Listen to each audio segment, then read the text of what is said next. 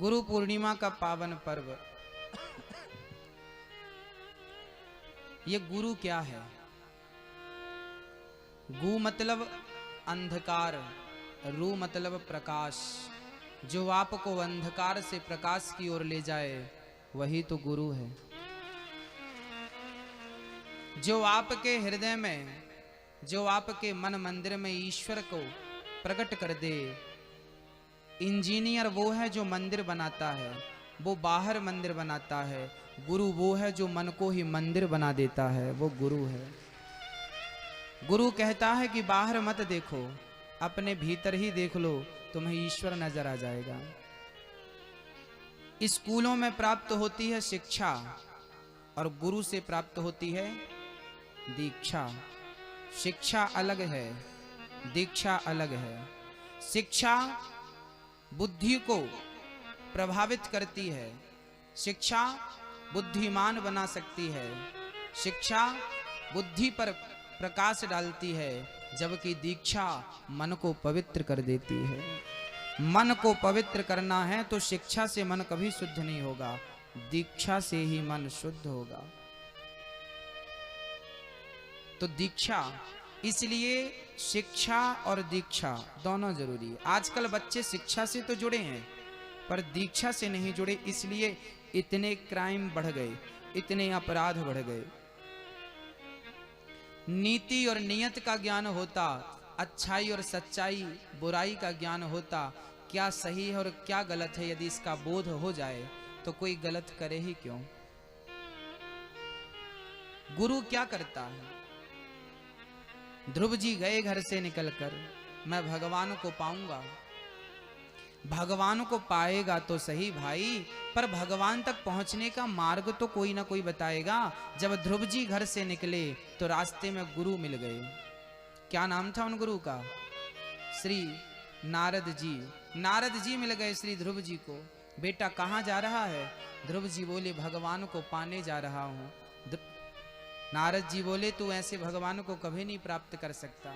बोले कैसे पाऊंगा? आप ही मार्ग बता दो, आप ही मेरे गुरु बन जाओ। और जब ध्रुव जी ने अपना गुरु बनाया तो गुरु ने वो मार्ग बताया कि ध्रुव जी जाकर भगवान की गोद में बैठ गए।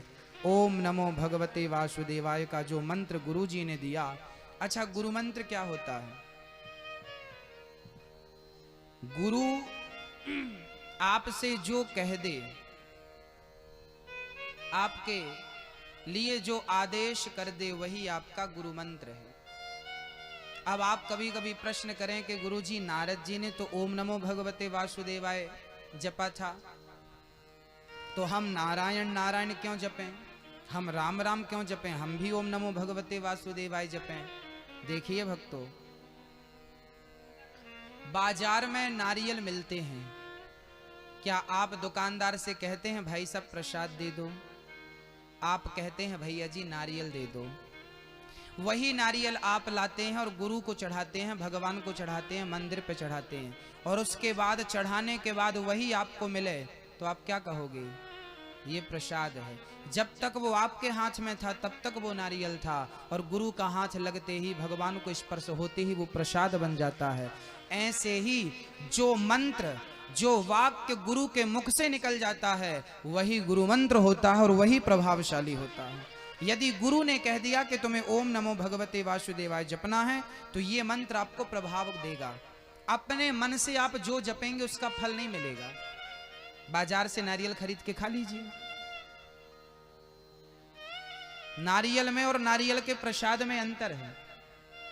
ऐसे अपने मन से आपने कोई भी मंत्र जप लिया, उसका फल मिलेगा पर उतना नहीं मिलेगा। वही मंत्र जब गुरुजी आपको दें, अब गुरुजी नारायण का मंत्र देते हैं कि राम का मंत्र देते हैं कि ओम नमो भगवते वासुदेवाय ही फूंक देते हैं, वो गुरु की मर्जी, वो देखता है कि मेरा शिष्य क्या कर सकता है और क्या जप सकता है। इसलिए मनमुखी मंत्र कभी नहीं जपना चाहिए। जो गुरु ने दिया है वही सर्वश्रेष्ठ मंत्र है, उसी का जाप करिए। मंत्र तो सभी सर्वश्रेष्ठ होते हैं, पर जो गुरु के मुख से आपके कान तक पहुंचता है वो सबसे श्रेष्ठ होता है। वही आपकी दीक्षा है और वही आपको जपना चाहिए। कई माताएं कहती हैं पहले हम ये जपते थे, अब गुरु मंत्र लिया है तो क्या ये जपें? हाँ, अभी तक आप मनमुखी थे, अब गुरुमुख हो गए हो। अब मनमुखी नहीं हो तुम। मनमुखी वो है जो कभी भी कुछ भी करे, कुछ भी जपे, कहीं भी जाए, कहीं भी खाए। भाई शादी के पहले लड़की कहीं भी जाए, कुछ भी पहने, कोई रोक टोक नहीं है, पर शादी के बाद तो मर्यादित रहना पड़ेगा। ऐसे ही गुरु मंत्र लेने के बाद, गुरु परंपरा से जुड़ने के बाद गुरु आज्ञा का पालन करना पड़ेगा। इसे कहते हैं दीक्षा। हमारी परंपरा कौन सी है? हमारी परंपरा कौन सी है? हमारी परंपरा है श्री रामानुजाचार्य परंपरा। हम रामानुजाचार्य परंपरा के दीक्षित और शिक्षित हैं। हमारे गुरु सबसे प्राचीन गुरु, आदि गुरु हमारे हैं श्री रामानुजाचार्य जी। रामानुजाचार्य जी के शिष्य हुए हैं रामानंदाचार्य जी। रामानंदाचार्य जी के शिष्य हुए हैं कबीरदास जी, रैदास जी। रैदास जी की शिष्या हुई हैं मीराबाई। हाँ, बहुत प्राचीन परंपरा है। उसी परंपरा से आज आपने शिक्षा और दीक्षा प्राप्त की। शिक्षा तो कथा है, दीक्षा तो गुरु मंत्र है। ये मंत्र जपिए, ये नित्य जपिए, जो गुरु की आज्ञा है उसका पालन करिए, यही आपकी दीक्षा। और याद रखना, कभी भगवान सामने आकर खड़े भी हो जाएं, और यदि आपके जीवन में गुरु नहीं है तो वो ईश्वर आ तो जाएगा पर ठहरेगा नहीं। कच्चे घड़े में पानी भर दोगे तो भर तो जाएगा पर वो निकल जाएगा। ऐसे ही जब तक उसे पकाओगे नहीं, पानी ठहरेगा नहीं। ऐसे जब तक गुरु सच्चा आपके जीवन में आकर आपको पका नहीं देता, तब तक परमात्मा आपके भीतर ठहरेगा नहीं। यदि आपकी भक्ति प्रेम से आ भी गया तो वो ईश्वर आएगा और फिर चला जाएगा। राजा परीक्षित को 7 दिन में मुक्ति मिली, उद्धार मिला। बदौलत किसकी? परीक्षित के जीवन में गुरु बनकर कौन आया? भगवान तत्रा भवद भगवान व्यास पुत्रो, भगवान सुखदेव ही, भगवान नारायण ही सुखदेव के रूप में राजा परीक्षित के पास पहुंच गए। जब शिष्य को बड़ा प्रेम भगवान से हो और भगवान को पाना चाहे तो भगवान ही गुरु के रूप में उसके समक्ष आकर खड़े हो जाते हैं। इसका उदाहरण, राजा परीक्षित को जब 7 दिन में मरने का श्राप लगा तो इतने जल्दी कौन व्यवस्था करता, कौन सा गुरु आता, कहां से आता? तो भगवान ही सुखदेव का अवतार लेकर के और राजा परीक्षित को 7 दिन की कथा सुना करके उनका उद्धार कर दिया। गुरु बिन होहि की ज्ञान, ज्ञान की होहि विराग बिनु, गावहि वेद पुराण की सुख लय हरि भगत बिनु। बिना गुरु के ज्ञान हो नहीं सकता, कितना भी प्रयास कर लो। मैं एक सुंदर से भगत की आपको चर्चा सुनाता हूं। एक भक्त का नाम है नामदेव। महाराष्ट्र के एक संत हैं, विट्ठल भगवान के बड़े उपासक हैं। नाम है नामदेव। क्या नाम है? नामदेव जी नाम के संत थे। वो संत जी भगवान के इतने, विट्ठल भगवान के इतने करीब थे, लिखा है कि नामदेव को विट्ठल भगवान ने 27 बार प्रत्यक्ष दर्शन दिया। कितने बार? 27 बार नामदेव जी को विट्ठल भगवान ने। विट्ठल भगवान के बारे में आपने सुना है, जाना है?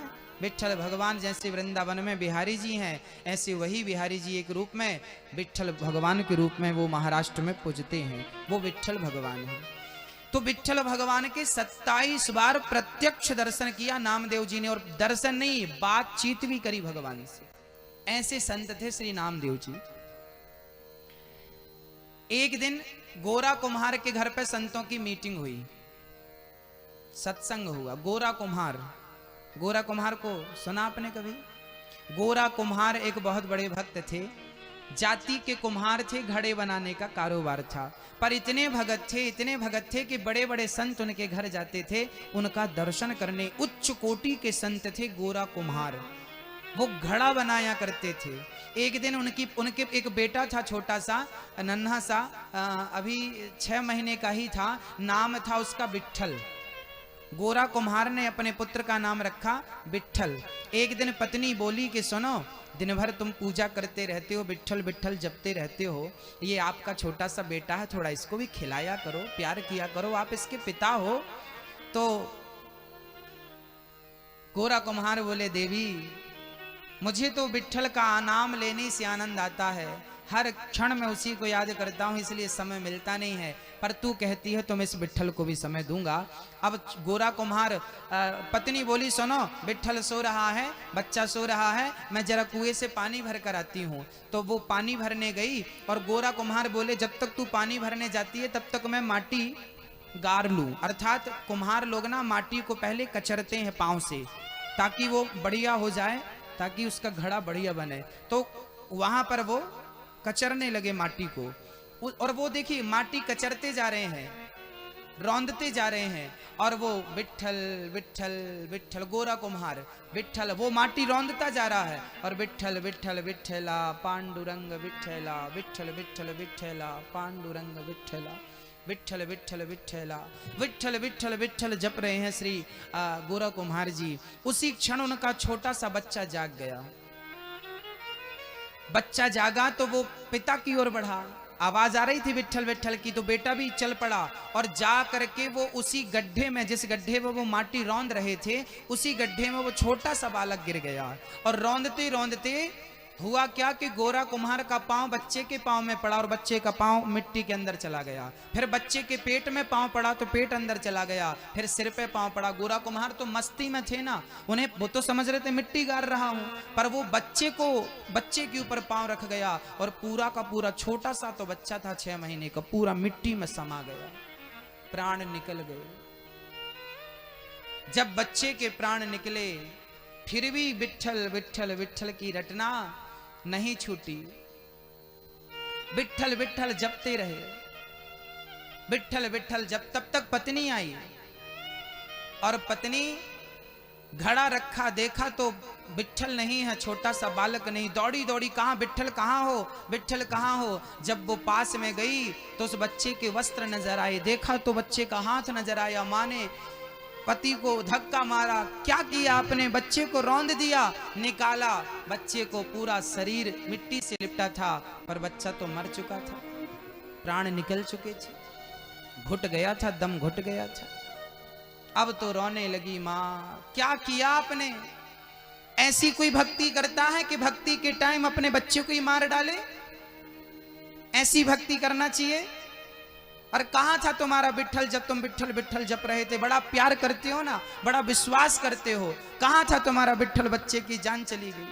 अब तो मां है, रोने लगी, शिकायत करने लगी। अब तो गोरा कुम्हार बड़े चिंतित हो गए, प्रभु मुझे दुख इस बात का नहीं है कि बेटा मर गया, पर दुख इस बात का है कि मेरे पांव से मरा है ना, मुझे हत्या लगेगी, बाल हत्या, प्रभु कृपा करो। और उस हाल में भी वो बेटे के नाम पर रोने नहीं बैठे, उस हाल पर भी श्री गोरा कुम्हार विट्ठल विट्ठल विट्ठल जपते रहे। और ऐसी कृपा हुई विट्ठल नाथ की कि भगवान ने उसके मरे हुए पुत्र को कृपा दृष्टि से जीवन दान दे दिया। प्रकट हो गए विट्ठल भगवान और गोरा कुम्हार को और गोरा की पत्नी को दर्शन दे करके कृतार्थ किया। उस गोरा कुम्हार के घर बड़े बड़े संत आते थे। एक दिन संत नामदेव जी पहुंचे। उस समय के बहुत प्रसिद्ध संत थे संत श्री ज्ञानेश्वर जी। ज्ञानेश्वर की बहन का नाम था मुक्ताबाई। हाँ? तो उस समय मुक्ताबाई 9 साल की थी और ज्ञानेश्वर जी 16 साल के थे। ज्ञानेश्वर जी 16 साल के थे, उनकी बहन 9 साल की थी। और वो गोरा कुम्हार के घर बड़े बड़े संत आए। उस समय नामदेव जी भी आए। तो ज्ञानेश्वर जी ने कहा कि मुक्ता, ये देखो संत बैठे हैं, जरा तुम थापी उठाओ और थापी उठाकर जरा देखो कि इनमें से, अच्छा घड़ा कच्चा है कि पक्का है। कुम्हार के पास एक थापी होती है, वो थापी से ठोक करके देखता है कि कौन सा घड़ा कच्चा है और कौन सा घड़ा पक्का है। तो अब थापी से वो मुक्ताबाई को ज्ञानेश्वर जी ने कहा, बहन जरा थापी उठाओ और ये संत लोग बैठे हैं, जरा इनके सिर पे थापी मार मार के देखो कि इनमें से कौन सा संत कच्चा है और कौन सा संत पका हुआ है। तो सारे संतों की सिर पर एक एक थापी मुक्ताबाई ने मारी। तो सारे संत तो चुपचाप बैठे रहे, पर नामदेव जी उन्होंने 27 बार दर्शन किया था ना विट्ठल भगवान का, तो उन्हें अहंकार था कि मैं तो बड़ा संत हूं, भगवान से प्रत्यक्ष मिलता हूं, मेरी पहचान तो भगवान से है। तो जब नामदेव जी को सिर पे थापी मारी मुक्ताबाई ने, तो ज्ञानेश्वर नामदेव जी को गुस्सा आ गया। ए मुक्ता, क्या कर रही है? जानती नहीं मैं कौन हूं? इतना बड़ा साधु हूं। अब संतों ने कहा बताओ मुक्ताबाई, कौन कच्चा है कौन पक्का है? मुक्ताबाई बोली बाकी तो सब पक्के हैं, ये नामदेव ही कच्चा है। ये नामदेव कच्चा है, जिसने 27 बार दर्शन किया भगवान का, उसे मुक्ताबाई ने क्या घोषित कर दिया कि ये बस कच्चा, बाकी सब पक्के। अब तो नामदेव जी को भरी समाज में बड़ा अपमान हुआ। राम राम राम राम, मुझे देखो ये कुम्हार की थापी मारी और उसमें भी कच्चा सिद्ध कर दिया। अब तो रोते रोते नामदेव जी विट्ठल के पास चले गए। हे विट्ठल आओ दर्शन दो। भगवान प्रकट हो गए। नामदेव क्या हुआ? बोले प्रभु सारे संसार के सामने मेरी बेइज्जती कर दी, बदनामी कर दी, कह दिया मैं कच्चा हूं। वो छोटी सी बच्ची ने मेरे माथे पे थापी मारी, कह दिया कच्चा है। बताओ प्रभु, आप बताओ, आप निर्णय दो, क्या मैं कच्चा हूं? विट्ठल भगवान ने गले से लगाया, नामदेव सो तो तुमने मेरा कई बार दर्शन किया है, पर उस मुक्ताबाई ने सही कहा है, तुम हो अभी कच्चे। क्यों क्यों कच्चा हूं मैं? क्योंकि तुमने मेरा दर्शन तो किया है, पर अभी तक तुमने गुरु नहीं बनाया, गुरु की शरण में नहीं गए, इसलिए तुम कच्चे हो। तो प्रभु बताओ मैं किसको गुरु बनाऊं? आप ही बताओ भाई, मेरे योग्य भी तो कोई गुरु होना चाहिए ना। तो भगवान ने कहा कि पास में गांव के बाहर खेचर नाम के संत जी बैठे हैं, जाओ तुम उनसे गुरु मंत्र ले लो। तो नामदेव जी वहां गए खेचर के पास। खेचर नाम के एक संत जी थे, तो खेचर जी के पास गए। तो खेचर जी क्या कर रहे थे? खेचर जी बुढ़े थे, 95-90 साल के थे। तो वो लेटे थे और उनके पांव के नीचे शिवलिंग था, मतलब वो शिवलिंग पर पांव रख के सो रहे थे। अब नामदेव जी गए। नामदेव जी गए तो जाति उनका दिमाग खराब हो गया, कैसा गुरु महाराज है, बताओ ये शंकर जी के ऊपर पांव रख के सो रहा। नामदेव जी वापस जाने लगे। खेचर ने कहा बेटा नामदेव, आए हो यहां तक, खाली हाथ जा रहे हो, ये बताओ क्यों आए हो? नामदेव जी बोले आए तो थे तुम्हें गुरु बनाने के लिए, पर तुम तो शंकर जी के ऊपर पांव रख के सो रहे हो, ये कोई बात हुई? बताओ। तो खेचर बोले कि मैं बुढ़ा हो गया हूं, एक काम करो, मेरे पांव तुम ही उठा के वहां रख दो जहां पर शंकर जी ना हो। मेरे पांव तुम उस तरफ कर दो जहां शंकर जी ना हो। तो नामदेव जी बोले चलो बुढ़ा है, कोई बात नहीं, सेवा कर दूं। तो नामदेव जी ने पांव उठाए और पांव उठा के खिसका के बाजू में कर दिए, और जैसे ही पांव रखे तो वहां भी शिवलिंग प्रकट हो गया। फिर पांव शिवलिंग के ऊपर। नामदेव जी ने कही तो बड़ा चमत्कार है भाई, ये पांव के नीचे शिवलिंग। फिर उन्हें खिसकाया, फिर रखा, फिर शिवलिंग। 12 बार नामदेव ने पांव खिसकाया और 12 ज्योतिर्लिंग वहीं प्रकट हो गए भगवान शिव के। और हर ज्योतिर्लिंग जहां जहां वो पांव रखते वहां वहां से ज्योतिर्लिंग पैदा होता, शिवलिंग प्रकट होता। अब तो नामदेव जी चरणों में गिर पड़े, प्रभु कुछ समझ में नहीं आता, आप कौन हो और क्या समझाना चाहते हो? तब खेचर संत ने कहा बेटा नामदेव, तू बहुत प्यारा भगत है, बहुत अच्छा भगत है, हम सब तुझसे बहुत प्यार करते हैं और विट्ठल भी तुझसे बहुत प्यार करते हैं, पर तुझ में अभी कच्चाई है, तू कच्चा है। क्या कच्चा है? क्या कच्चा हूं मैं? कैसे कच्चा हूं मैं? तब खेचर संत ने कहा बेटा नामदेव, तू केवल मंदिर के भीतर विट्ठल का दर्शन करता है, तू अभी तक विट्ठल को मंदिर के भीतर ही देखता है, तूने विट्ठल को मंदिर तक सीमित कर रखा है। जब तक तू घट घट में विट्ठल को नहीं देखेगा, कण कण में विट्ठल को नहीं देखेगा, तब तक तू कच्चा ही रहेगा। और गुरु की दृष्टि यही है कि सिर्फ मंदिर में ईश्वर नहीं होता, कण कण में जहां नजर डालेंगे हरि व्यापक सर्वत्र समाना, वहां वहां परमात्मा है। मैंने जहां जहां पांव रखे वहां वहां भगवान है। इस संसार की ऐसी एक जगह बता दो जहां ईश्वर ना हो, एक जगह बता दो, एक ओनली एक जगह जहां ईश्वर ना हो। सर्वत्र ईश्वर है, हरि व्यापक सर्वत्र समाना। हाँ मेरी माँ, जैसे दूध के कण कण में घी समाया है पर मंथन किए बिना दही का वो प्रकट कभी नहीं होता, ऐसे परमात्मा कण कण में समाया है, भक्ति किए बिना वो कभी प्रकट नहीं होता।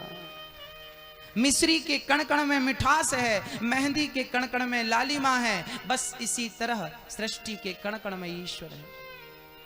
जैसे लकड़ी में अग्नि व्याप्त है, लकड़ी के भीतर अग्नि व्याप्त है, लकड़ी का घर्षण करो, मंथन करो तो क्या प्रकट होती है? लकड़ी का घर्षण करो तो आग प्रकट होती है। आग प्रकट क्यों हुई? क्योंकि आग उसके अंदर ऑलरेडी थी। लेकिन प्रकट कब हुई? जब घर्षण किया, जब मंथन किया। ऐसे ही आप सबके भीतर ऑलरेडी परमात्मा है, पर भक्ति जब तक नहीं करोगे वो अंदर का परमात्मा प्रकट कैसे होगा? तो बेटा नामदेव, तू कण कण में विठ्ठल का दर्शन कर। उसके बाद तो नामदेव जी फिर विठ्ठल भगवान के मंदिर नहीं जाते थे। एक दिन नामदेव जी ने रोटी बनाकर रखी और अंदर गए, घी की कटोरी लेने की, चुपड़ कर भोग लगाऊं विठ्ठल को, और घी की कटोरी लेने गए, तब तक कुत्ता आया और मुंह पर रोटी दबाकर भागा। अब नामदेव जी घी की कटोरी लेके भागने लगे। अरे प्रभु जी रुक जाओ, विठ्ठल रुक जाओ, सूखी रोटी मत खाओ, भगवान का दिया घी है, घी चपड़ के खा लो। लोग कहते हैं नामदेव कुत्ता है वो, उसे विठ्ठल क्यों कह रहा है? नामदेव बोले तुम्हें कुत्ता दिख रहा है, पर मुझे तो उस कुत्ते में भी विठ्ठल ही नजर आ रहा है। अब संतों ने कहा कि अब नामदेव पक गया, अब नामदेव पक गया, क्योंकि इसे कुत्ते में भी विठ्ठल का दर्शन होने लगा, इसे गधे में भी विठ्ठल का दर्शन, इसे चींटी, हाथी, मकड़ी, कण कण, स्त्री में, पुरुष में, बालक में, बालिका में, हर चीज में जब ईश्वर का दर्शन होने लगे, बस पक गए। नामदेव जी को होने लगा ना, हाँ। एकनाथ जी गंगोत्री से जल भर करके लाए और रामेश्वरम में जल डालने के लिए कावड़ यात्रा पैदल, हजारों किलोमीटर की यात्रा पैदल करी। और जब भगवान रामेश्वरम के पास पहुंचे तो प्यास से एक गधा तड़प रहा था। संत श्री एकनाथ जी ने वो कावड़ का जल गधे को पिला दिया। लोगों ने कहा भाई पागल हो गए हो क्या? इतनी लंबी यात्रा करके आए, भगवान को जल चढ़ाओगे तब तो भगवान खुश होंगे, तुम गधे को पिला रहे हो। तब कहा श्री एकनाथ जी ने कि तुम्हें अंदर शंकर जी का दर्शन होगा, हमें तो गधे में ही शंकर जी नजर आ रहे हैं, तुम्हें गधा नजर आ रहा है, हमें शिव नजर आ रहे हैं। और जब गधे को पानी पिलाया तो गधे से भगवान शिव प्रकट हो गए। वाह, तूने मुझे इस रूप में भी पहचान लिया बेटा। भगवान केवल मंदिर में है, भगवान केवल मूर्तियों में है। आपके भीतर भगवान नहीं है, आपके भीतर भगवान नहीं है, केवल मंदिर में है, केवल मूर्ति में है, ये गलत है। वो भगत कच्चा है जो केवल मंदिर में, मूर्ति में कृष्ण का दर्शन करे। और भगवान को तो मंदिर तक सीमित ना रखना मेरी माँ, जहां तुम्हारी नजर जाए वहां तक वो कृष्ण ही कृष्ण है, वहां तक वो राम ही राम है। हरि व्यापक सर्वत्र समाना का सिद्धांत क्या कह रहा है? गरज गरज करके। तो मेरी माँ, हर वो भगत कच्चा है जो भगवान को सिर्फ मंदिर में देखता है, हर वो भगत पक्का है जो कण कण में ईश्वर को देखता है। स्त्री के अंदर परमात्मा, पुरुष के अंदर परमात्मा, आपके भीतर परमात्मा, मेरे भीतर परमात्मा, गाय के भीतर परमात्मा, गधे के भीतर परमात्मा, कुत्ते के भीतर परमात्मा। यदि पत्थर में ईश्वर दिख सकता है तो पेड़ पौधे,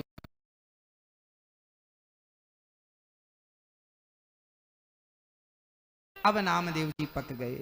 जब गुरु मिला, 27 बार भगवान का दर्शन करने के बाद भी कोई कच्चा रह सकता है क्या?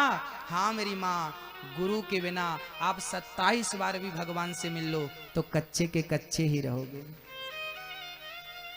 इसलिए जीवन में गुरु की आवश्यकता होती है, क्योंकि गुरु आपको पका देता है। पक्के घड़े में ही पानी ठहरता है। जब आप हृदय से पक जाते हैं, गुरु के ज्ञान से पक जाते हैं। अच्छा, पकना किसे कहते हैं? जब आपके अंदर का क्रोध शांत हो जाए, जब आपके अंदर का लोभ शांत हो जाए, जब आपके अंदर का क्रोध शांत हो जाए, तब आप ईश्वर के अधिकारी होते हैं, तब परमात्मा को प्राप्त करने के अधिकारी होते हैं। तो आज गुरु पूर्णिमा के इस पावन पर्व पर संकल्प लेंगे कि कभी भी व्यर्थ का क्रोध नहीं करेंगे। क्या नहीं करेंगे? कभी लोभ नहीं करेंगे, जरूरत से ज्यादा अहंकार नहीं करेंगे। हाँ, कल भगवान ने गोवर्धन उठाया, कल की लीला। आपको पुनः गुरु पूर्णिमा की फिर से मैं ढेर सारी शुभकामनाएं देता हूं और मैं आपसे एक छोटी सी प्रार्थना करता हूं। आज गुरु पूर्णिमा के पावन पर्व में जो भी मेरे शिष्य हैं, जो भी मेरी बात मानते हैं या जो भी मुझसे स्नेह रखते हैं, प्रेम रखते हैं, आज मैं आप सभी से एक छोटी सी प्रार्थना करना चाहता हूं। कौन कौन स्वीकार करेगा बस इतना बता दो। अच्छा, जय हो। मेरी एक छोटी सी प्रार्थना है, आप सभी माँओं से, आप सभी बहनों से, आप सभी भाइयों से, आप सभी पिता तुल्य वृद्ध बंधु और बांधवों से एक छोटी सी विनती है। आज ये समझना कि आपके गुरु का आदेश है। आज मैं आपको आदेश दे रहा हूं कि आप लोग जो टीवी पर देख रहे हैं, मैं आपसे भी प्रार्थना कर रहा हूं, आप सभी लोग आज जो लोग नहीं आ पाए यहां गुरु पूजन में, आप वहीं बैठे बैठे प्रणाम कर लो। और मैं आप सभी के लिए एक छोटा सा आदेश दे रहा हूं, उसका पालन करना, आज की गुरु पूर्णिमा सफल हो जाएगी। मेरे दो प्रार्थना आपसे, दो प्रार्थना है। पहली प्रार्थना यह है कि आप जल बचाने का संकल्प आज गुरु पूर्णिमा के पर्व पर लें। क्या बचाएंगे? क्या बचाएंगे? जल। और मेरी एक छोटी सी प्रार्थना है कि आप सभी अपने घर पे वाटर हार्वेस्टिंग करवाएंगे। वाटर हार्वेस्टिंग जानते हैं? वाटर हार्वेस्टिंग ये होती है कि जो आपके छत पे पानी गिरता है, वो सारा पानी नाली के द्वारा बह जाता है। हजारों लीटर पानी आपके छत पे भगवान गिराते हैं, वो सारा बह जाता है। आप बस एक छोटा सा काम करिएगा कि एक 5x5 का 4x4 का एक छोटा सा घर के कहीं भी किनारे पे गड्ढा खोद दीजिएगा। उस गड्ढे पे बड़े बड़े पत्थर डाल करके उस गड्ढे को भर दीजिएगा। ऊपर से आप जैसा मार्बल आदि टाइल्स आदि लगाना चाहें लगा लीजिएगा और छत के पानी का कनेक्शन उस गड्ढे पे कर दीजिएगा। तो पूरा पानी छत का उस गड्ढे के माध्यम से पृथ्वी माँ की प्यास बुझाने के काम आएगा। आप पुण्य करेंगे कि पृथ्वी माँ की आप प्यास बुझा पाएंगे। तो आपको पहला मेरा निवेदन है कि आप इस प्रकार जो छत का पानी आप वेस्ट होने देते हैं, लाखों लीटर पानी गिर जाता है, वो छत का पानी आप बचाएंगे। प्रतिज्ञा करिए, इसके लिए संकल्पित तो होइए। ये मेरा आदेश है। कौन कौन इस बात को करेगा? जागरूकता से, जिम्मेदारी से कौन कौन करेगा? हाथ उठाओ। आप बाकी लोग नहीं करेंगे? मैया जी, भैया जी, सारे लोग हाथ उठाओ ना, सारे लोग हाथ उठाओ। तो करेंगे वाटर हार्वेस्टिंग? हाँ या ना? हाँ या जोर से? हाँ, करवाएंगे ना। खर्चा ज्यादा नहीं है, ज्यादा से ज्यादा 1000 रुपए का खर्चा है। तो यदि आपके 1000 रुपए के खर्चे से करोड़ों लीटर पानी बच रहा है तो नुकसान है क्या? वही पानी आपको वापस मिलेगा। 8 महीने आप पियोगे। गर्मियों में पानी खत्म हो जाता है, या तो आपके घर पे बोर है तो छत का पानी का कनेक्शन बोर पे करवा दीजिए, तो पूरा पानी आपका सेव रहेगा, तो पानी व्यर्थ ना जाएगा। दूसरी बात, आप सभी लोग कम से कम एक एक वृक्ष जरूर लगाएंगे। ऑक्सीजन प्रकृति से लेते हैं भाई, जितना आप ले रहे हैं कम से कम प्रकृति को वापस करें, प्रकृति के ऋणी तो ना बने। तो आप वृक्ष भी लगाएंगे, पीपल लगाएंगे। पीपल ही एक ऐसा वृक्ष है जो 24 घंटे ऑक्सीजन देता है। दिन में भी ऑक्सीजन देता है, रात को भी ऑक्सीजन देता है। पहले के लोग गाय ज्यादा पालते थे, क्योंकि गाय ही एक ऐसी माँ है जो ऑक्सीजन ही लेती है और ऑक्सीजन ही छोड़ती है। पता है गाय के बारे में?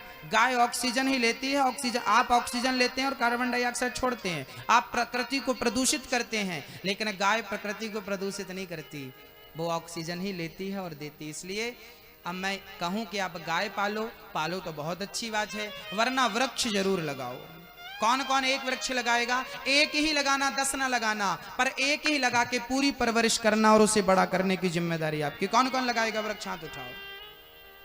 इस गुरु पूर्णिमा एक वृक्ष लगाएंगे। कौन कौन लगाएगा? हाँ, लगाएंगे मेरी माँ। कौन सा पेड़ लगाएंगे? यदि आपके घर पे सामने पार्क है, गार्डन है, तो पीपल का पेड़ लगाइए, वट वृक्ष लगाइए, त्रिवेणी लगाइए, आंवला लगाइए, नहीं तो अपने घर पे अशोक का वृक्ष लगाइए। अशोक तो वास्तु के हिसाब से भी उत्तम होता, घर पे तो अशोक का वृक्ष होना चाहिए। उसके घर में कोई शोक नहीं होता जिसके घर में अशोक का वृक्ष होता है, इसलिए अशोक का वृक्ष तो घर में होना चाहिए। अशोक का वृक्ष तो हर घर में होना चाहिए। वास्तु शास्त्र कहता है जिस घर में अशोक नहीं हो उस घर में शोक ही शोक है, परेशानी ही परेशानी है। हाँ, तो अशोक का वृक्ष होना आवश्यक है। बाकी आप समझदार हैं, अधिक से अधिक वृक्ष लगाने के लिए लोगों को, समाज को प्रेरित करें, जल बचाने के लिए प्रेरित करें। आपसे यही मेरी प्रार्थना है। बोलिए भक्तवत्सल भगवान। भगवान, कल गोवर्धन की लीला हमने सुनी, आइए सुनते हैं अब। भगवान ने रास रचाया। भगवान पिता रात्रि शरदोत्फुल्ल मल्लिका वीक्षरन्तुं मनश्चक्रे योग मायामुपाश्रितः।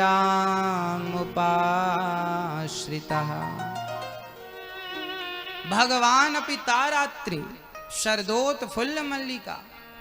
शरद पूर्णिमा की पवित्र रात्रि आ गई, पूर्णिमा की रात। आज भी पूर्णिमा है, तब भी पूर्णिमा थी। शरद पूर्णिमा की रात यमुना के पुलिन तट पर आज श्याम सुंदर के मन में भाव जागा कि आज मैं गोपियों के संग रमण करूं, रमण करूं। आज भगवान ने अपनी होंठों पे बांसुरी रखी और जो फूंक मारी, गजब की बांसुरी बजती है वृंदावन वसैया की।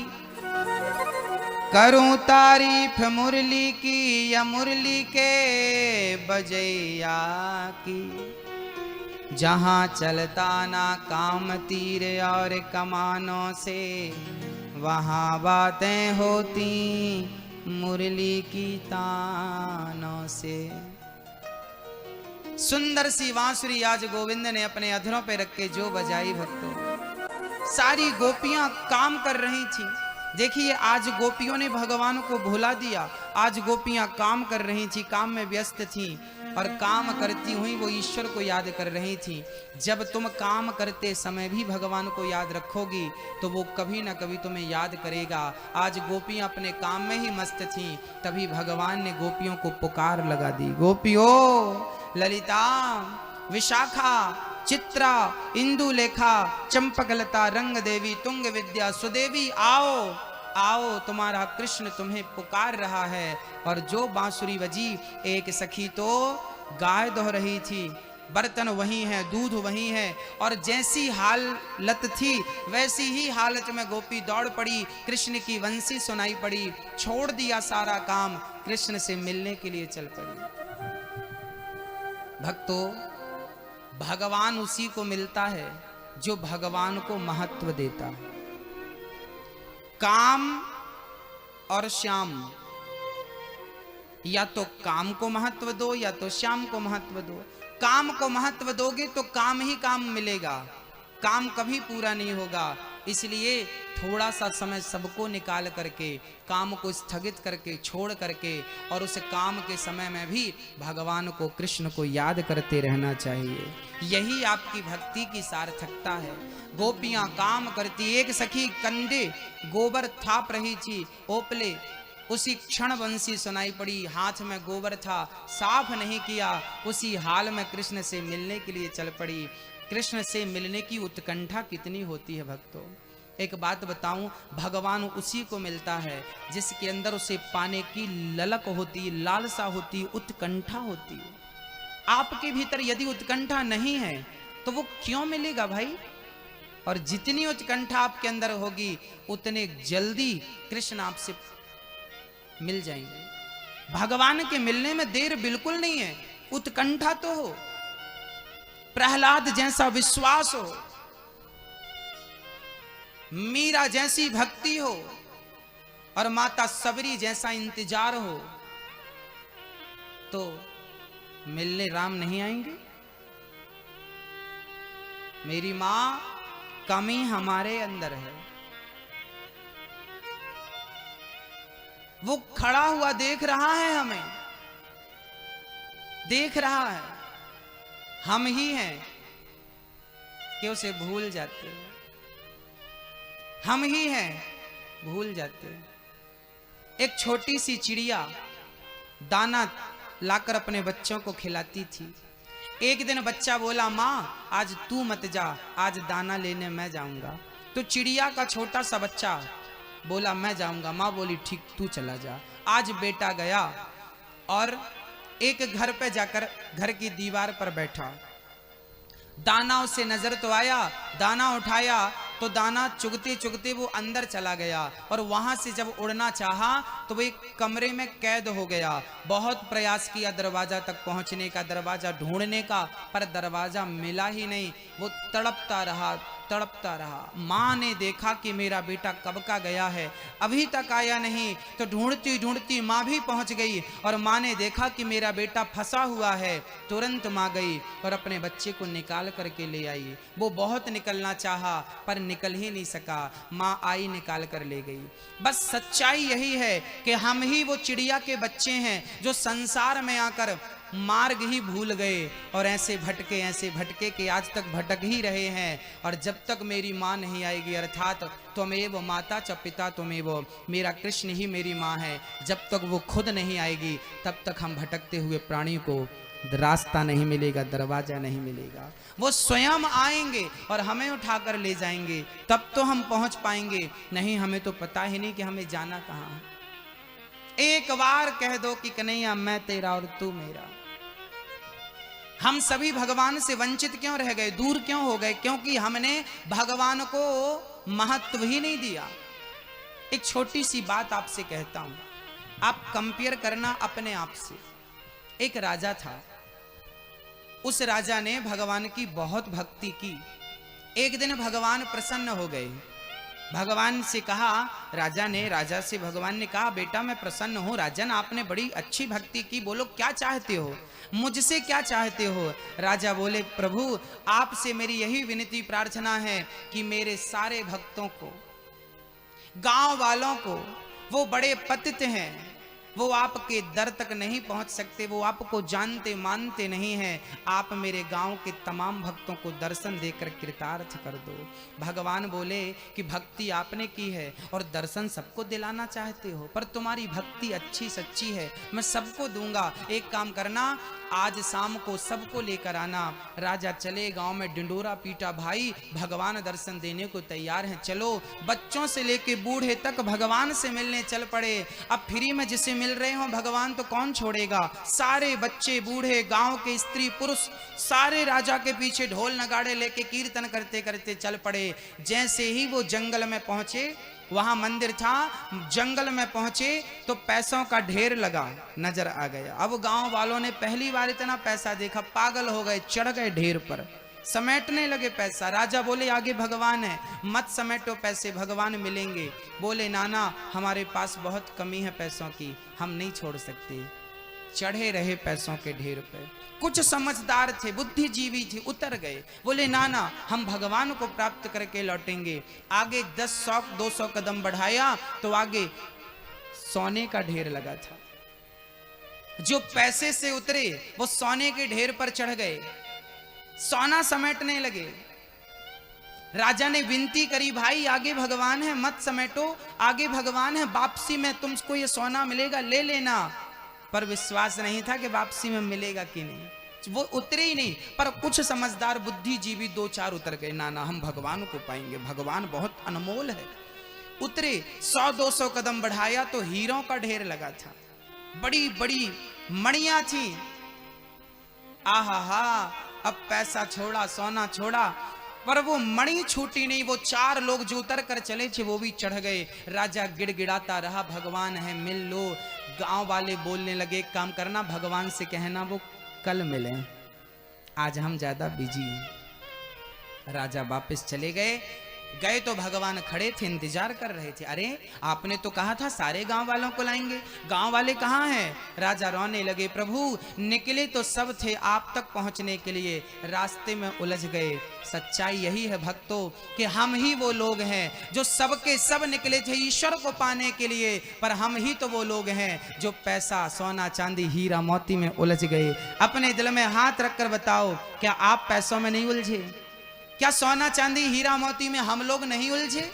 यदि हम इसको छोड़ दें तो भगवान तो आज मिल जाएं, पर ये छूटता नहीं है, वो मिलता नहीं है। ये छूटेगा तो उसे प्राप्त करना दुर्लभ नहीं है, कठिन नहीं है। मेरी माँ, संसार का त्याग करना कठिन है, मोह और माया का त्याग करना कठिन है, ईश्वर को प्राप्त करना कठिन नहीं है। ये छूटे तो वो प्राप्त हो।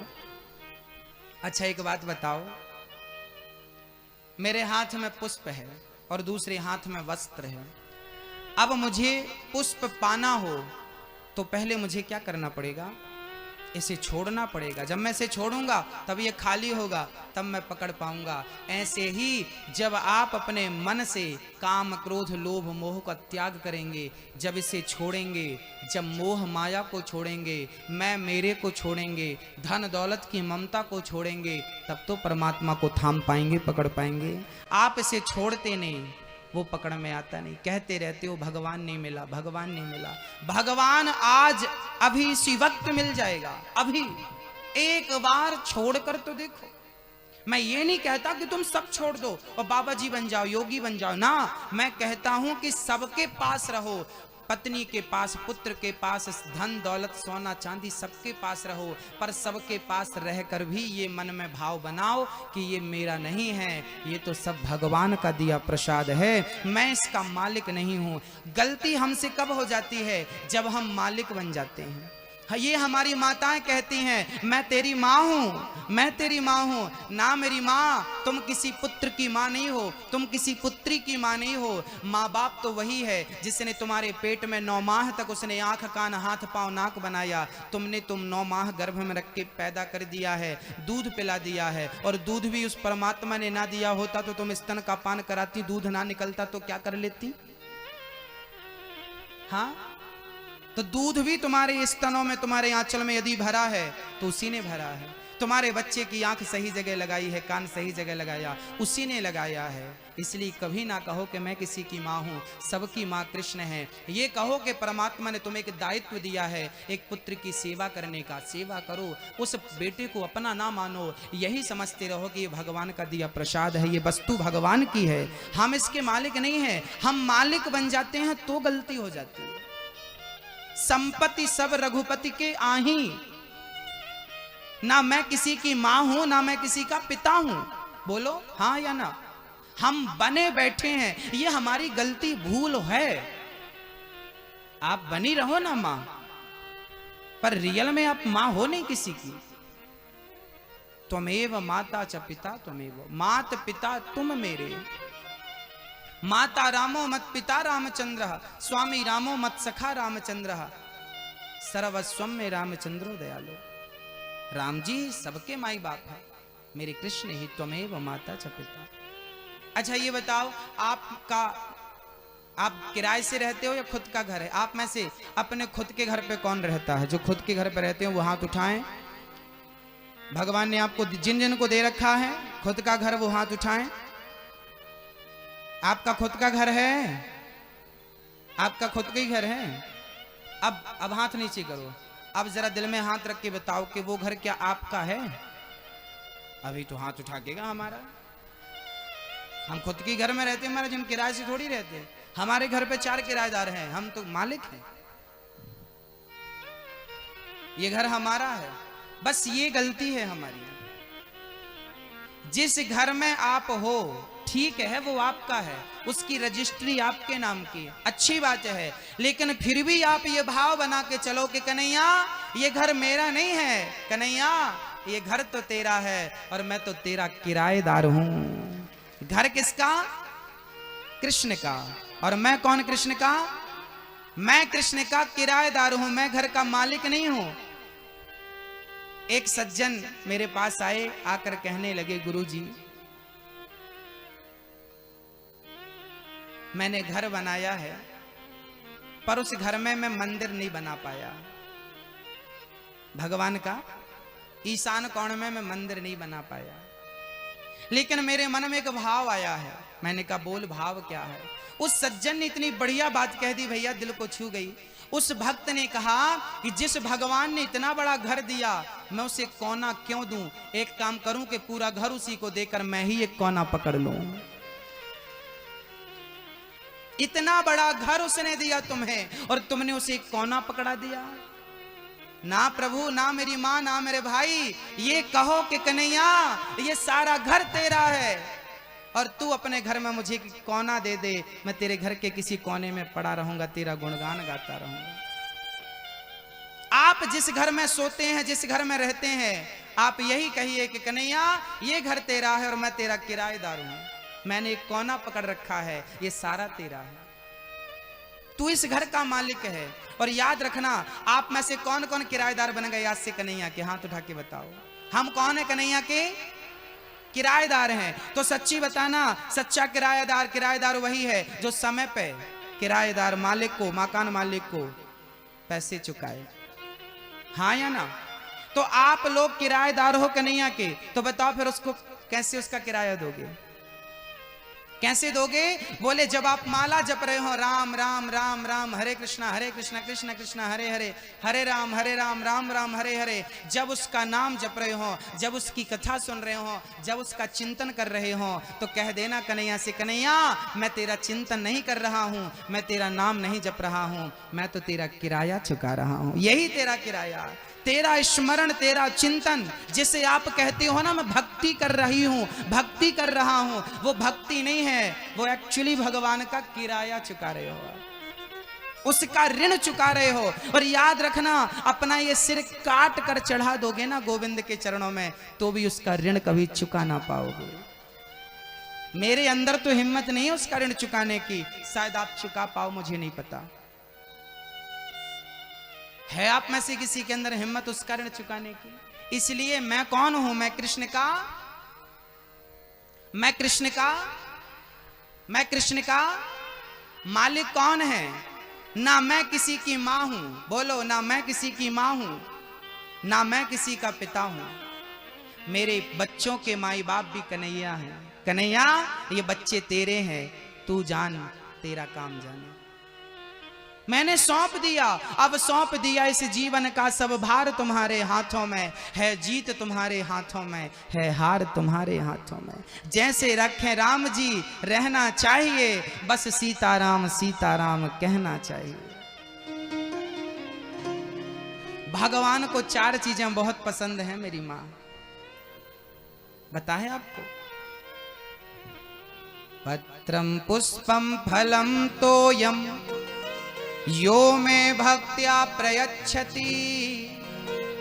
भगवान को 4 चीज बहुत पसंद है। पत्रम, पुष्पम, फलम, तोयम। पत्रम मतलब पत्ता। कौन सा पत्ता पसंद है भगवान को? जोर से बोलो मेरी मां, मैया, ओ मैया, कौन सा पत्ता पसंद है मेरी मां? तुलसी का। तुलसी तुलसी तुलसी तुलसी तुलसी का पत्ता बहुत पसंद है भगवान को। किसने कहा आपसे? किसने कहा? तो 1 कुंटल चढ़ा दो ना तुलसी का पत्ता। यदि तुलसी का पत्ता चढ़ाने से भगवान मिलता है तो आओ, हमारे घर में तुलसी की कमी कहां भैया? आपके घर पे, हमारे घर में तुलसी बहुत दी भगवान ने हम सबको। मेरी मां, मैं आपके चरणों में प्रणाम करूं और आपको सही बात बताऊं कि भगवान को तुलसी का पत्ता पसंद नहीं है।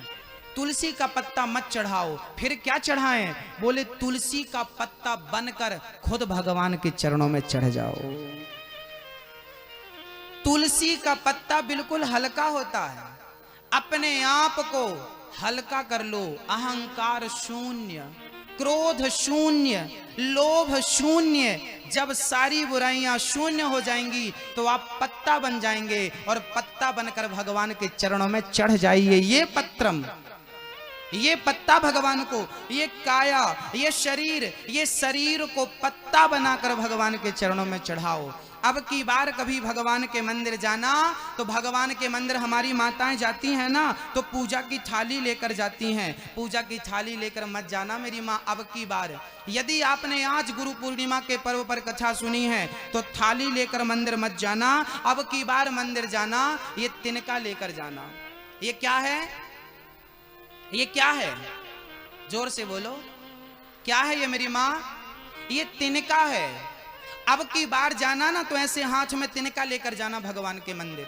भगवान बोलेंगे क्यों ये तिनका लेकर क्यों आया है? तो कह देना कन्हैया से, कन्हैया आज मैं तिनका लेकर आया नहीं हूं, आज मैं तिनका बनकर के आया हूं। मैं तिनका बनकर तेरे चरणों में चढ़ने के लिए आया हूं। मेरी हैसियत इस तिनके से ज्यादा आपकी हो तो मैं आपकी बात नहीं कर सकता। मैं अपनी ही बात करूंगा कि मेरी हैसियत इस तिनके से ज्यादा। मैं कौन हूं मेरी माँ? बोलो एक बार, मैं कौन हूं? मैं तिनका हूं। बोलो एक बार, मैं कौन हूं? मैं कौन हूं? मैं तिनका हूं। मैं तिनका हूं। मैं तिनका हूं। इसलिए मेरी प्रार्थना है कि तिनका बनकर गोविंद के चरणों में चढ़ जाइए। तिनका बना दीजिए अपने आप को। तो मैं कौन हूं? मैं तिनका हूं। मैं कुछ नहीं हूं,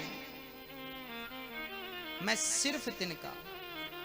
मिटा दीजिए अपना अहंकार। आप लोग मंदिर जाते हैं ना तो बाबूजी बनकर जाते हैं, मैडम बनकर जाती हो, मैं ये हूं, मैं वो हूं, मैं वो हूं, फलाना हूं, ढिमका हूं। आप ये बनकर जाएंगे मंदिर में तो बताइए मंदिर का बैठा भगवान आपको कैसे दर्शन देगा? आप भर करके जाएंगे तो क्या होगा? खाली होकर जाएंगे तब तो भर करके वापस आएंगे। आप ऑलरेडी भर कर जाते हैं, अहंकार लेकर जाते हैं, बताओ कैसे कल्याण होगा? इसलिए तिनका बनकर जाइए मंदिर, ईश्वर आपको स्वीकार। पत्रम, तो भगवान को क्या चाहिए?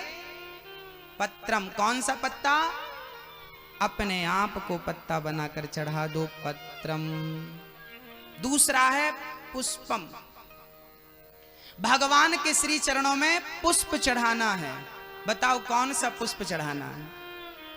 कौन सा पुष्प? पुष्प कौन सा?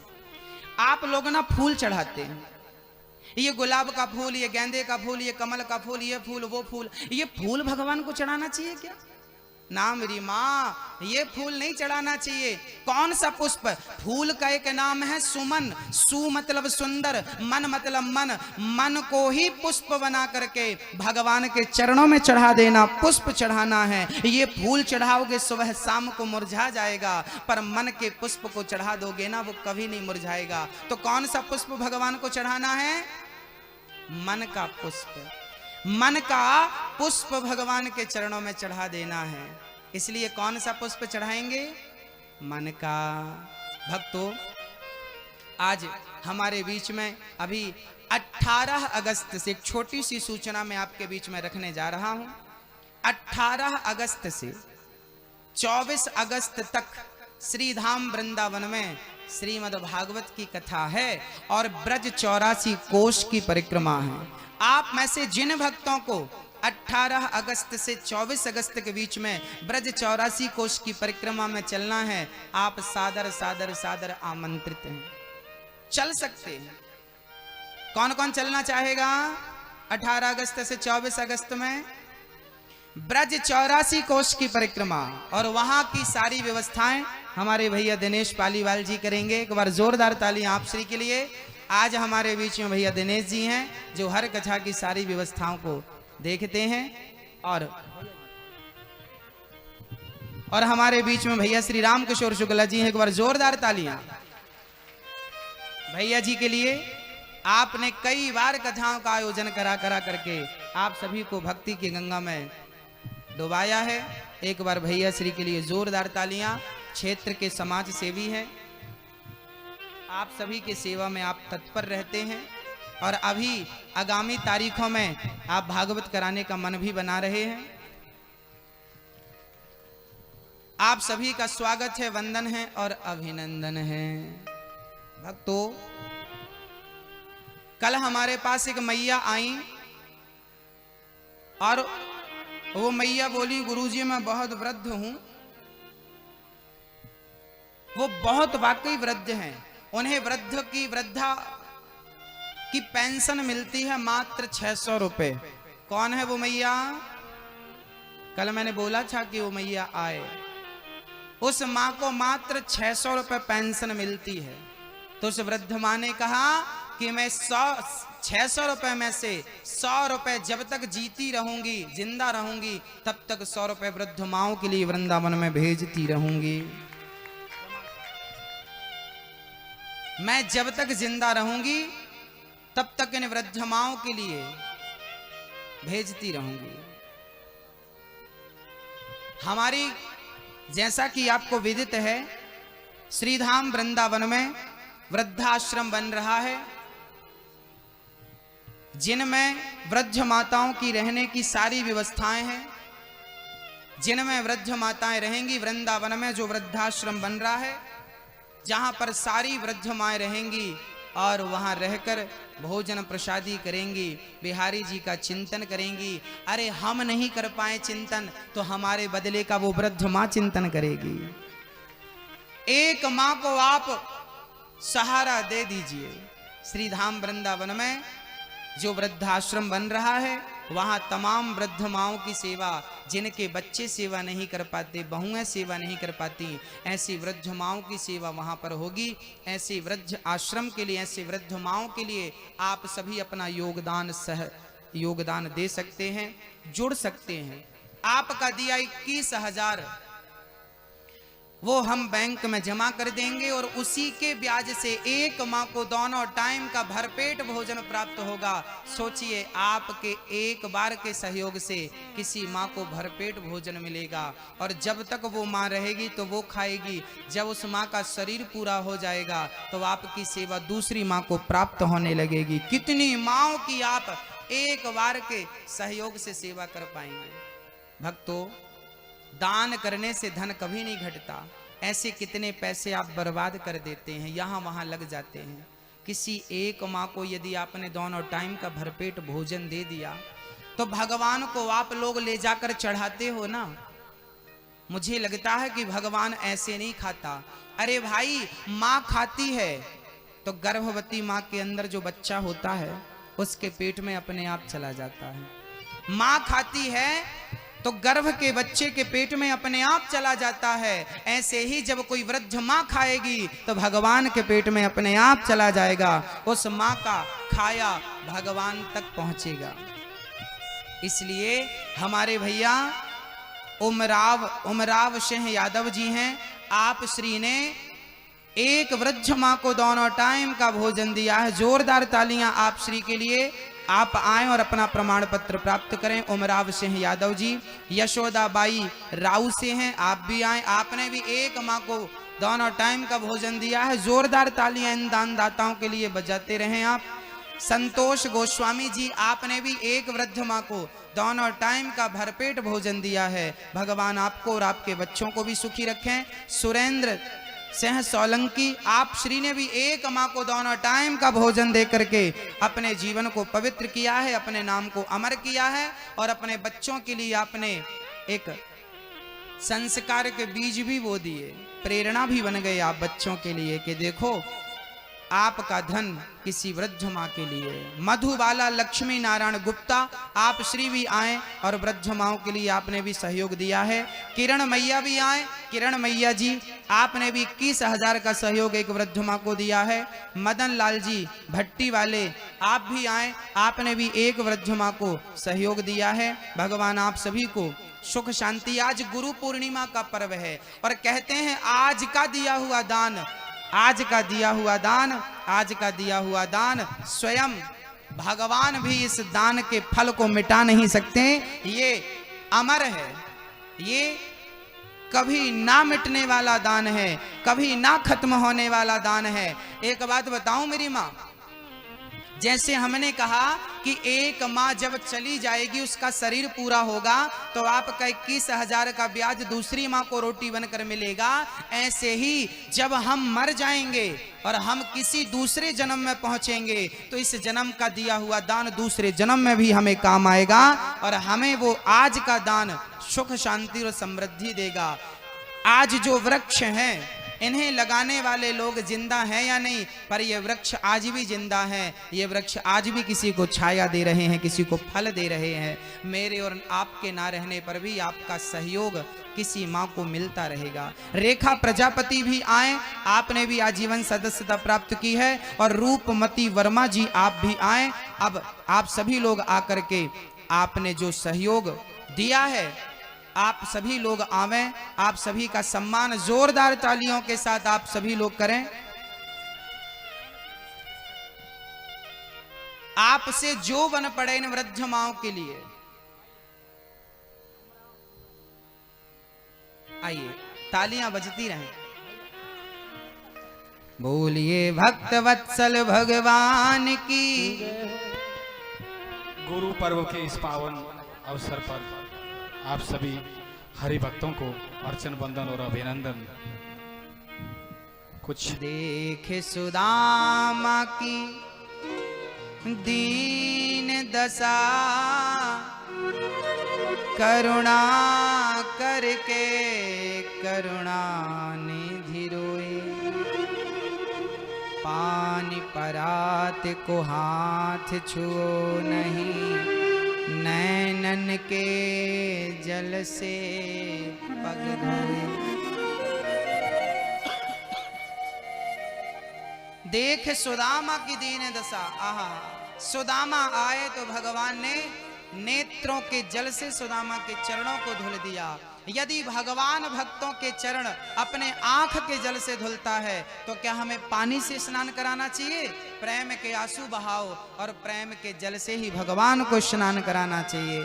नेत्रों के जल से ही भगवान का अभिषेक करना चाहिए। यही जल चढ़ाना है, यही जल चढ़ाना।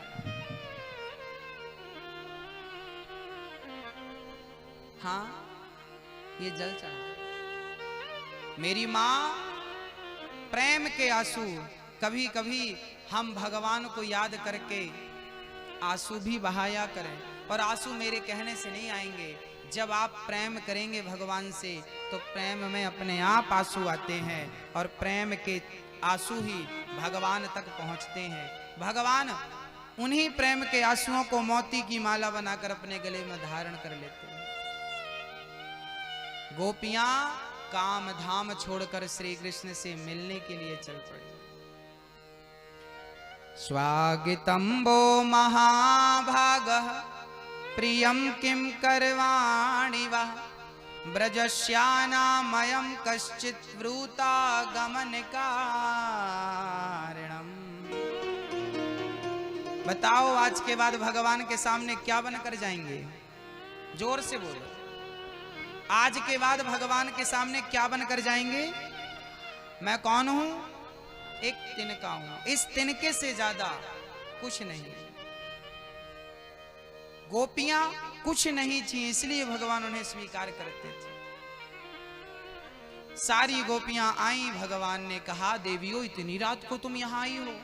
जंगल बड़ा खतरनाक है, शेर खा जाएगा। हाँ हाँ, ऐसा नहीं करना चाहिए, जाओ घर वापस चली जाओ।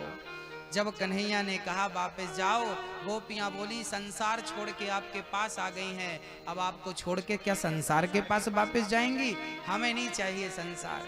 गई ही नहीं गोपियां, चाहिए ही नहीं संसार। आज भगवान ने गोपियों को उपदेश कर दिया। दोहशीलो दुर्भगो वृद्धो जड़ो रोग्य धनो पिवा। पति कैसा भी हो, भगवान कहते हैं स्त्री को कभी भी अपने पति का परित्याग नहीं करना चाहिए। पति कैसा भी हो, वो भगवान होता। इसलिए पति की सेवा भगवान समझ कर करना चाहिए। बिन परमेश्वर सूना मंदिर, बिंदिया बिना लीलार सूना। पति बिना संसार, बिन परमेश्वर। जैसे मंदिर कितना भी बढ़िया हो पर मंदिर में भगवान ना हो तो भगवान के बिना मंदिर सूना है, ऐसे आपके पास सब कुछ हो पर पति ना हो तो पति के बिना ये संसार सूना है। जैसे बिंदिया के बिना लीलार सूना, मस्तक सूना, ऐसे पति के बिना संसार सूना। बिन परमेश्वर सूना मंदिर, बिंदिया बिना लीलार सूना, पति बिना संसार। पति ही जप है, पति ही तप है, पति ही है करतार। पति से ही पत इस तन की है, पति बिन विपति हजार सोना, पति बिना संसार। पति ही जप है, पति कौन है? जप। पति ही जप है, पति ही तप है, पति ही है करतार। बिन पतिव्रत के नारी का तो जीवन है धिक्कार सोना, पति बिना संसार। अच्छा, पति जब तक होता है ना तो वो समझ नहीं आता, लड़ाई झगड़ा शिकायत, हाँ। और पति चला जाए फिर याद आती है, फिर रोते हैं, क्या पाया क्या खोया। अच्छा, जब तक हम खो नहीं देते तब तक उस चीज का महत्व समझ में नहीं आता। जो चीज आपके पास होती है ना, आपको उसका महत्व पता नहीं होता, उसकी कीमत क्या है। और जब वो हाथ से निकल जाती है ना तो उसी चीज के लिए रोते हैं। हाँ, पति ही गंगा, पति ही यमुना, पति नर्मदा धार। जिस नारी ने पति को पाया उसकी नैया पार सोना, पति बिना संसार। एक पतिव्रत रहे जगत में, सब व्रत है बेकार। एक ही व्रत है मेरी माँ आपका, कौन सा व्रत? ना सोमवार, ना मंगल, ना बुध, ना गुरु, ना शुक्र, ना शनि, ना एका, ना द्वादशी, ना त्रयो, ना पूर्णिमा, ना कुछ। एक ही व्रत है, पतिव्रत, पातिव्रत। अच्छा, पातिव्रत क्या होता है, किस किस को पता है? जिसको पता है हाथ उठाए। लो भैया, पतिव्रत क्या होता है, पातिव्रत ये नहीं पता। और शादी के 75 साल हो गए, आधी से गई, वो बहुत गुजर गई, ये नहीं पता पतिव्रत क्या होता है। हाँ चलो हम बता देते, हम थे ना पिछले जन्म में। बोलो राधे राधे। अच्छा, हम इस जन्म में भी पतिव्रता नारी हैं, हम भी नारी हैं, पता है आपको? आप भी नारी हो, हम भी नारी हैं। आप अपने पति की नारी हो, हम अपने कृष्ण की नारी हैं, गोपी तो हैं। हाँ, हम सबके भीतर आत्मा जो है ना वो स्त्रीलिंग होता है। आत्मा होता नहीं है, आत्मा होती है, और मेरे अंदर भी आत्मा है तो वो भी स्त्री है। तो आत्मा का पति कौन है? बोले परमात्मा ही पति है। तो मैं आत्मा अर्थात मैं स्त्री, तो मेरा पति कौन? मेरे पति कृष्ण। तो मैं भी पतिव्रता। जो अपने पति को छोड़कर स्वप्न में भी दूसरे पुरुष का चिंतन ना करे वो पतिव्रता होती है। जो अपने राम अपने कृष्ण को छोड़कर किसी का चिंतन ना करे वो पतिव्रत भक्त होता है। तो स्वप्न में भी पर पुरुष का चिंतन ना हो। आपके पति के सिवा स्वप्न में भी कोई आपके सपने में भी ना आ जाए। यदि सपने में आपके कोई पुरुष आ गया तो फिर आप दूसरे नंबर की हो, और किसी से आपने दोस्ती कर ली, नैन मटक्का कर लिया, तो फिर थर्ड क्वालिटी की, घटिया क्वालिटी की। हाँ, ये हम नहीं कह रहे हैं, रामचरितमानस में लिखा है। उत्तम कोटि की नारी स्वप्न में भी किसी पुरुष को देखती नहीं अपने पति के सिवा। हाँ हाँ, उत्तम कोटि की, मध्यम कोटि की सपने में देख लेती है। हाँ, और अधम कोटि की तो बॉयफ्रेंड भी बना लेती है, और अधम से अधम कोटि की तो अब जानती हैं। बोलो राधे रा।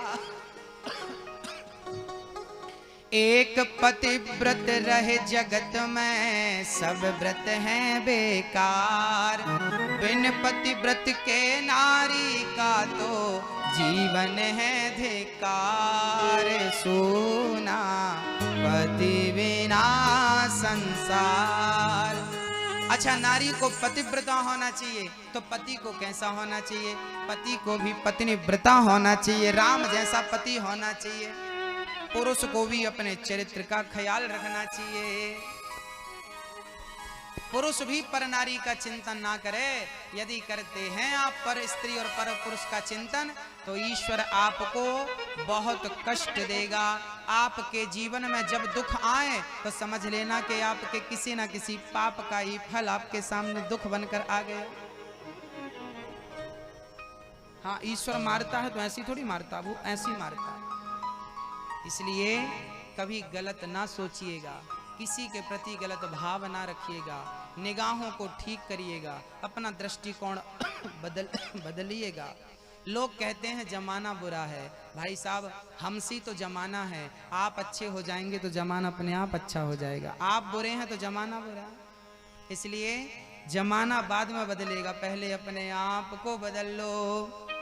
और भगवान श्री कृष्ण कह रहे हैं, पति की सेवा करना धर्म है, जाओ अपने अपने पतियों के पास। आज मैं एक छोटा सा संदेश इस कथा से देना चाहता हूँ।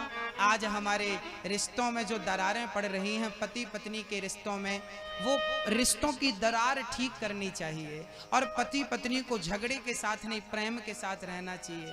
क्या होता है, जब तक लोग रहते हैं ना, तब तक उसका कोई महत्व ही नहीं होता। मर जाने के बाद रोते हैं। एक भजन सुनाता हूँ आपको बढ़िया सा। वो भजन ऐसा है कि वो भजन सुनने से आप कल्पना करिए कि आपका समय पूरा हो गया, बस 1 ही मिनट बचा है। अच्छा, एक बात बताओ, माना कि आपके पास ओनली 1 ही मिनट बचा हो शेष, 1 मिनट बाद आप मरने वाले हो, तो बताइए उस 1 मिनट का आप क्या करेंगे? क्या करेंगे? ओ भक्तों, स्वर्गा से आयो है संदेश, बुलावो आग्यो राम को, बुलावो आग्यो राम को। ओ भक्तों, स्वर्गा से आयो है संदेश, बुलावो आग्यो राम को। ओ भक्तों, स्वर्गा से आयो है दोनों हाथ ऊपर प्रेम से, बुलावो आग्यो राम को। ओ भक्तों, स्वर्गा से आयो है संदेश, बुलावो आग्यो राम को। ओ भक्तों, स्वर्गा से आयो है संदेश, बुलावो आग्यो राम को। अब बुलावा आया, देखते हैं बुलावा किसका आया। सोचिए, जब आपका बुलावा आएगा तो आपको छोड़कर जाना पड़ेगा। अभी लड़ते हो, झगड़ते हो, प्यार से रहते नहीं हो, जाना पड़ेगा, सब रह जाएगा। एक पिता का बुलावा आ गया। आपके पिता जिंदा हैं कि गए हैं? जिनके पिताजी गए